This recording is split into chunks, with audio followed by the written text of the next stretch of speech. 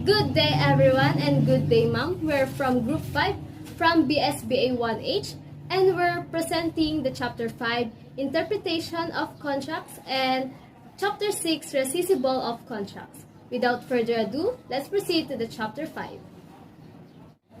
Article 1370.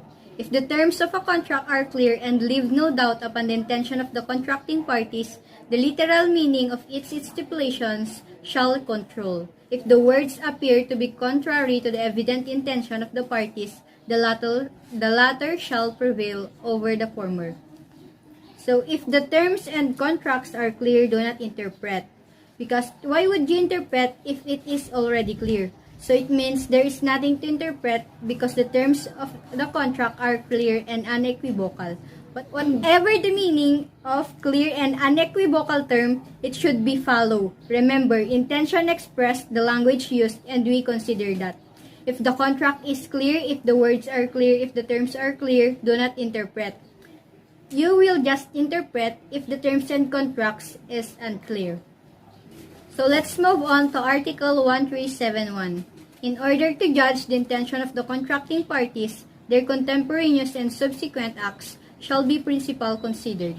Contemporaneous and subsequent acts relevant in the determination of intention, where the parties to a contract have placed in interpretation to the terms thereof by their contemporaneous and or subsequent conduct as by acts in partial performance. Such interpretation may be considered by the court in determining its meaning and ascertaining the intention of the parties when such intention cannot clearly be ascertained from the words used in their contract. Contemporaneous means give their ownership or their possession to someone. Subsequent is after the execution of contract of lease. Example, R&E entered into a contract entitled Contract of Lease, although the contract refers to R as lessor and E as lessee. It states that the possession and ownership of the land are transferred to E. The title to the land was given by R to E, who registered the land in his name before the date of the contract. E wrote a letter to R offering to buy the land. So, by their acts, the parties clearly indicate that their evident intention is to make R the owner of the land. Hence, the contract should be interpreted as one of sale. Let's move on to Article 1372. However general the terms of a contract may be, they shall not be understood to comprehend things that are distinct and cases that are different from those upon which the parties intended to agree. The special intent prevails over a general intent. The special provisions control over the general provisions when the two cannot stand together. If you refer to a general matter, it obviously includes the particular matter, but it does not necessarily mean that the parties had the particular matter in mind. Example, S sold to be his house including all furniture. Although general siya, hindi siya general kasi hindi niya pwedeng ibigay yung hindi niya pagmamayari. Like example, if there's a rocking chair inside the house of S, but hindi sa kanya yun. So hindi niya pwedeng ibigay yun kay B. Ang pwede niya lang ibigay is yung nasa contract na pagmamayari lang ni S. Article 1373. If some stipulation of any contract should admit of several meanings, it shall be understood as bearing that import which is most adequate to render it effectual. Interpretation of stipulation with several meanings. When an agreement is susceptible of several meanings, one of which would render it effectual, it should be given that interpretation. Thus, if one interpretation makes a contract valid or effective and the other makes it illegal or meaningless, the former interpretation is one which is warranted by the rule stated in Article 1373. Example, S sold to be his racehorse named Tom. Incidentally, there are two horses with the name Tom. However, one of them is amputated. So, yung hangad ni B is magkaroon ng racehorse na hindi pilay. So, ang dapat ibigay ni S kay B is yung racehorse na hindi pilay. So the intention of B is a racehorse, and of course our object here is a racehorse with the name Tom that is not amputated. This is our interpretation of this contract. So let's move on to Article 1374. The various stipulations of a contract shall be interpreted together, attributing to the doubtful ones that sense which may result from all of them taken jointly. Interpretation of various stipulations of a contract. A contract must be interpreted as a whole, and the intention of the parties is to be gathered from the entire instrument and not from particular words, phrases, and clauses. All provisions should, if possible, be so interpreted as to harmonize with each other. Example: R leased his house to E. R forbid Y from subleasing the property without his consent. Further, it was stipulated, if E subleased the property to a third person, there will be additional 1,000 pesos per month payment on the top of his rent. Si X is pinaupan niya yung bahay kay Y. Si X naman pinagbawalan si Y na ipaupa yung bahay sa ibang tao. The additional 1,000 pesos payment per month, it's not the additional payment. Instead, it is a form of penalty. It is the additional penalty if pinaupa ni Y sa other person yung bahay ni X. Article 1375. Words which may have different signification shall be understood in that which is most in keeping with the nature and object of the contract. Interpretation of words with different significations. If a word is susceptible of two or more meanings, it is to be understood in that sense which is most in keeping with the nature and object of the contract, in line with the cardinal rule that the intention of parties must prevail. So, this is the example of Article 1375. If authority is given to exact payment by legal means, does this include authority to file actions in court for the recovery of sums of money? The answer is yes. The clause of question means the power to exact payment of debts due the concern by means of the institution of suits for their recovery. If there could be any doubt as the meaning of this language taken by itself, it would be removed by a consideration of the general scope and purpose of the instrument in which is concourse. Article 1376. The usage of costume of the place shall be borne in mind in the interpretation of the ambiguities of a contract, and shall fill the omission of stipulations which are ordinarily established. Resort to usage or costume as aid in interpretation. The usage or costume of the place where the contract was entered into may be received. To explain what is doubtful or ambiguous in a contract of the jury, that is, parties entered into their contract with reference to such usage or costume. It is therefore necessary to prove the existence of usage or costume, the burden of proof being upon the party alleging it. But usage or costume is not admissible to suspend or vary the explained terms of a contract. So, this is the example of Article 1376. A maid of contract with B regarding pesetas. In the place where the contract was made, Mexican pesetas were more commonly used than Spanish pesetas. The Supreme Court held the term pesetas should be construed to mean Mexican pesetas. Article 1377.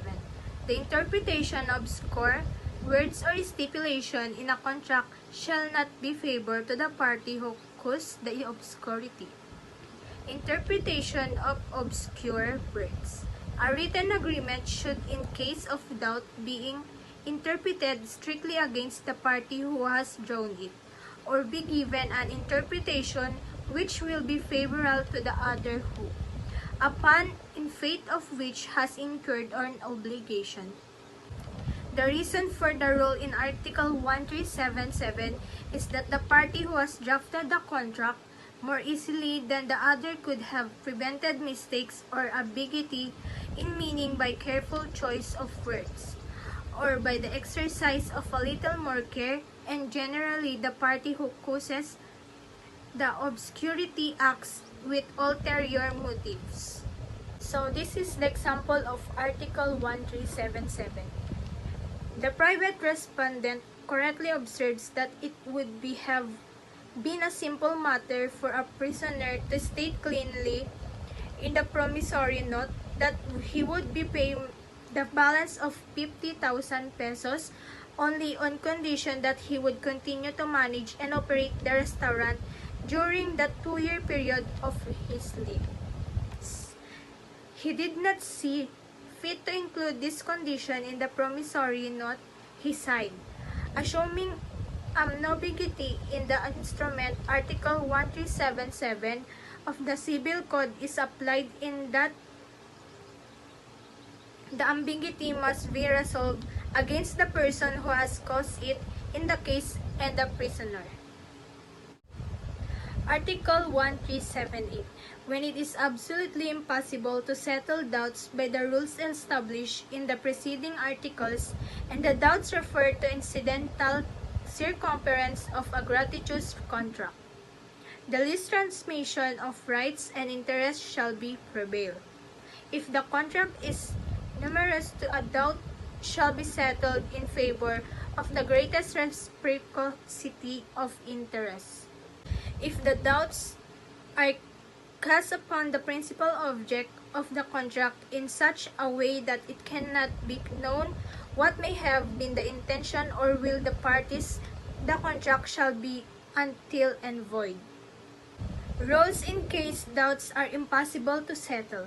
When, despite the application of the preceding rules, Articles 1370 to 1377, certain doubts still exist, such doubts shall be resolved in accordance with the supplementary rules stated in the present article. 1 is the gratuitous contract. If the doubts refer to incidental circumstances of gratuitous contract, see Article 1350, such as interpretation should be made which would result in the least transmission of rights and interests. Number 2. Onerous contract. If the contract in question is onerous, see Article 1350. The doubt should be resolved in the greatest reciprocity of interest. Number 3. Principal object of contract. If the doubt refers to the principal object of the contract and such doubt cannot be resolved thereby, leaving in intention of the parties unknown, the contract shall be null and void. So this is the example of 1378. If a back to the retro contract is not clear as to exactly when redemption has to be made, where we should interpret period as an indefinite one. Hence, the maximum period is 10 years rather than 4 years. This is important to effectuate the least transmission of rights. So, Article 1379. The principles of interpretation stated in Rule 123 of the Rules of Court shall likewise be observed in the contraction of contracts. Principles of interpretation in the Rules of Court applicable. The rules in the Rules of Court on the interpretation of documents are now contained in Rule 130, Sections 8 to 17 thereof. This is the example of Article 1379. Fact, insured this ship with an insurance company. In the printed policy, the vessel is supposed to be insured against loss. But attached to the policy is a rider, a typewritten clause which states the insurance is only against absolute total loss of the vessel only, and that the insurance company was supposed to pay only the proportionate salvage charges of the declared value. At the bottom of said rider are found his word, attaching to and forming part of the National Union Fire Insurance Co. Hall Fallacy number 1055. The issue is which should prevail, the printed words or the typewriter. Held. It is as well settled rule that in case repugnance exists between written and printed portions of a policy, that written portion prevails, and there can be no question that as far as any inconsistency exists, the above-mentioned typewriter prevails over the printed clause. So, let's move on to Chapter 6 about the rescissible contract. Article 1380. Contracts validly agreed upon may be rescinded in the cases established by law. Meaning of rescissible contract. Rescissible contracts are those validly agreed upon because all the essential elements exist and therefore legally effective, but in the cases established by law, the remedy of rescission is granted in the interest equity. So that a rescissible contract, this is valid contract, the law gives the other party or the agreed party the remedy of rescission. When we say rescission, means cancellation of contract in the interest of equity. Meaning of rescission. Rescission is the remedy granted by law to the contracting parties and sometimes even to the third person in order to secure reparation of damages caused them by a valid contract, by means of the restoration of things to their condition in which they were prior to the celebration of said contract. Requisites for rescission. First, the contract must be valid agreed upon. Second, there must be lesion or pecuniary prejudice or damage to one of the parties or to a third parties. 3. The rescission must be based upon a case specially provided by law. Fourth, there must be no other legal remedy to obtain reparation for the damage. Fifth, the party asking for rescission must be able to return what is obliged to restore by reason of the contract. 6. The object of the contract must not legally be in the possession of third person who did not act in the bad faith. 7. The period of filing the action for rescission must not have prescribed. Not the government of rescission, the most important requisite is that here must be lesion or pecuniary prejudice or damage to one of the parties to a third person. Example, a vendor sold 2 lots on the installment plan to a buyer who subsequently was able to pay. Example, a vendor sold 2 lots on the installment plan to a buyer who subsequently was able to pay an amount, which by itself already exceeded the purchase price of one of the lots. If the buyer does not continue paying, maybe the vendor successfully asks for the rescission of the sale of the 2 lots. Article 1381. The following contracts are rescissible. 1. Those which are entered into by guardians whenever the wards whom they represent suffer lesion by more than 1/4 of the value of the things which are the object thereof. One is, there are the person who are under guardianship of another, meaning they cannot act on their own because of some incapacity, they cannot enter into contract. So wards are under supervision, custody of a guardian or legal guardian. 2. Those agreed upon in representation of absentees, if the latter suffer the lesion stated in the preceding number. Absentees are persons who does not appear after a elapse of a sufficient lapse of period of time. 3. Those undertaken in fraud of creditors, when the latter cannot in any other manner collect the claims due them. What do you mean when we say fraud creditors? This is an act of the debtor in trying to dissipate or to alienate all his property beyond the reach of creditor. 4. Those which refer to things under the litigation if they have been entered into by the defendant defendant without the knowledge and approval of the litigants or of competent judicial authority. Lastly, number 5. All other contracts specially declared by law to be subject of rescission. Proceed to Article 1382. Article 1382, payments made in a state of insolvency for obligation to whose fulfillment the debtor could not be compelled at the time they were affected, are also rescissible. And in all payments made by an insolvent debtor for obligations to whose fulfillment the debtor could not be compelled, then that payment becomes rescissible. Take note, when a debtor is insolvent, then there must be a judicially declared. Article 1383. The action for rescission is subsidiary. It cannot be instituted except when the party suffering damage has no other legal means to obtain reparation for the same. Rescission is only subsidiary means can be availed only when proved that there is no other legal means or remedy. Aside from rescission, even if the contract is considered as rescissible under Article 1381, but there are other remedies that our agreed party can be availed of, then rescission would not be an available remedy. What is the counterpart of the term subsidiary? The counterpart is primary. When you say primary, that comes first. When you say subsidiary, that comes next after the primary remedy. Example, if the damage has been repaired. When a party suffered a lesion or economic damage of 1/4 and that damage has been repaired, then rescission cannot take place. It's no longer an available remedy.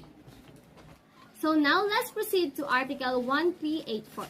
Rescission shall be only to the extent necessary to cover the damage caused.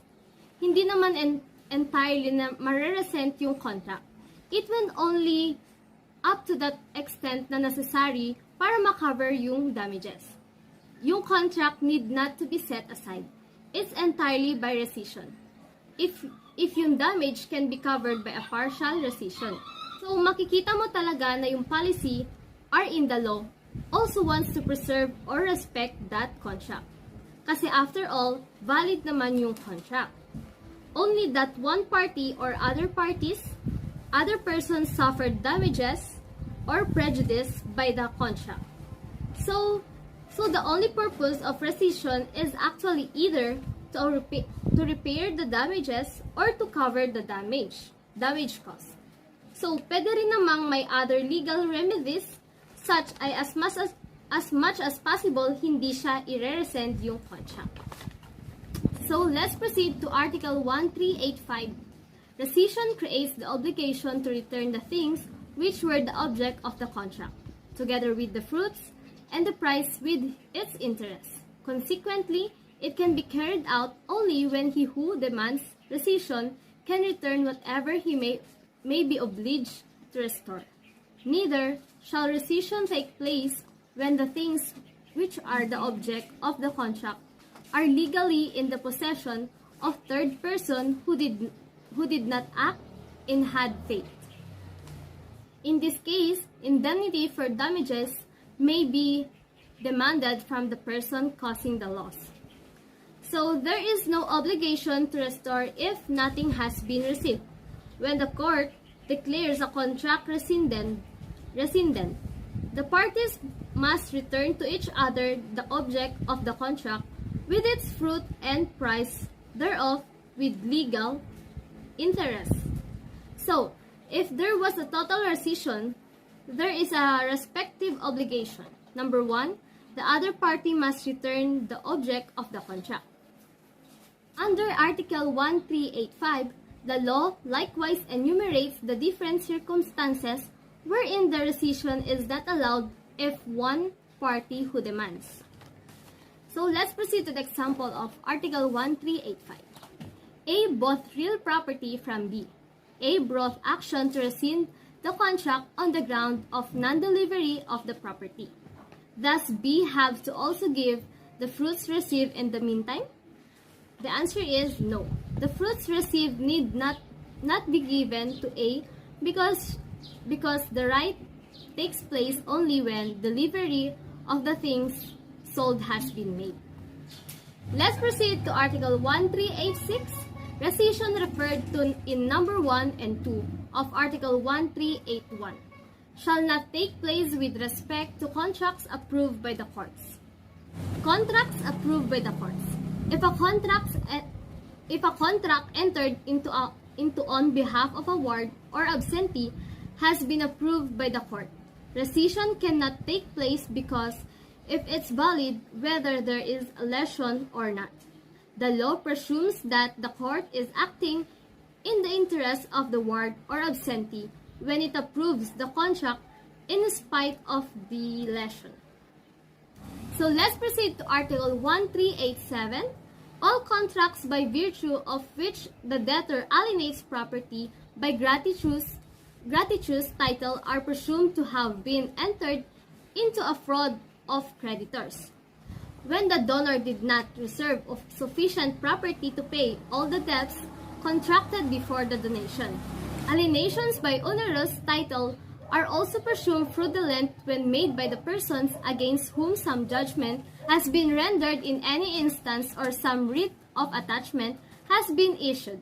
The decision or attachment need not refer to the property alienated and need not have been obtained by the party seeking the rescissions.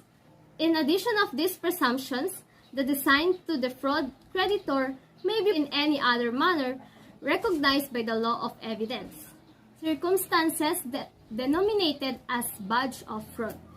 In the consideration of whether or not certain transfer were fraudulent, court have laid down certain rules by which the fraudulent character of the transaction may be determined.